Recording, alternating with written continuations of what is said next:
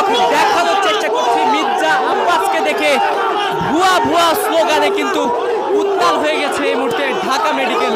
কিছু সময় আগে গুলিবিদ্ধ হয়ে ঢাকা মেডিকেলে কিন্তু ভর্তি হয়েছিলেন এবং তারপরে বিভিন্ন রাজনৈতিক দলের সংগঠকরা বিএনপির পক্ষ থেকে মির্জা আব্বাস এসেছিল এবং মির্জা আব্বাসকে দেখার পরপরই এখানে উপস্থিত যে মানুষেরা রয়েছে তারা কিন্তু ভুয়া ভুয়া স্লোগান দিয়ে উত্তাল করে রেখেছে ঢাকা মেডিকেল।